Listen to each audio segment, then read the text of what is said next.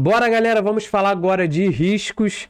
É um ponto bem interessante também. Em renda fixa a gente também tem risco, beleza? E agora vocês vão conhecer um pouquinho sobre ele. Então, o risco envolvido. Investimentos sempre carregam algum nível de risco, seja em renda fixa, em LCI, LCA, debênture, todo e qualquer investimento vai ter risco, beleza? O que pode incluir?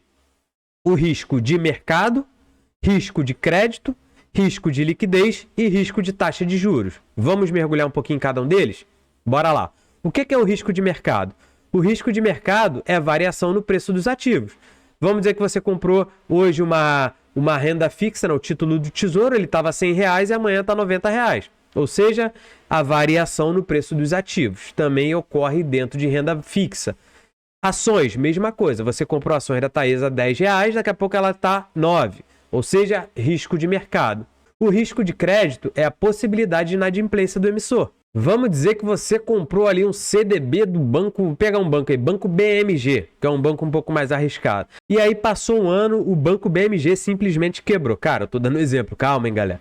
Se esse banco quebrou, cara, ele não vai conseguir te pagar. Então você tem um risco ali de inadimplência do emissor, tá? Então você vê que mesmo o investimento em renda fixa, em CDBs que você empresta ali para o banco, ele tem que estar alinhado com o seu perfil. Então o ideal é que você invista também em empresa já consolidada. Cara, compra um CDB do Banco Itaú. Talvez o retorno seja menor que o Banco BMG, mas aí é justamente a balança. Por quê? Porque o BMG é mais arriscado, então ele vai te oferecer um prêmio maior. Já o Itaú é mais consolidado. Então, com toda certeza, o CDB do Banco Itaú vai ter um retorno menor do que o CDB do Banco BMG, porque o Itaú é mais estável e o BMG é mais arriscado. E qualquer um desses ativos aí, você tem esse risco de inadimplência do emissor. O risco de liquidez, que é a dificuldade em vender o investimento, tá bom? Então, você comprou ali um CDB que vence daqui a um ano, se você quiser vender agora, tu vai vender com prejuízo. Ou então, você comprou ali uma debênture, que essa debênture só pode ser resgatada daqui a 5 anos. Você não vai conseguir vender, vai esperar 5 anos. Então, essa é a dificuldade de vender esses investimentos, é chamado de risco de liquidez. Mesma coisa acontece com ações. Quando você escolhe ações com baixa liquidez, você vai ter dificuldade de negociar aquele ativo. Ah, Bruno, eu tenho uma ação aqui que eu comprei que ela tem 1% de free float, tá? Que é depois, no nível avançado, eu falo um pouco aí de indicadores. Free float é a quantidade de ações disponível. Se a empresa só tem 1% de ações disponível, significa que a liquidez dela é menor. Com a liquidez menor, você vai ter dificuldade de vender aquela ação ali no mercado.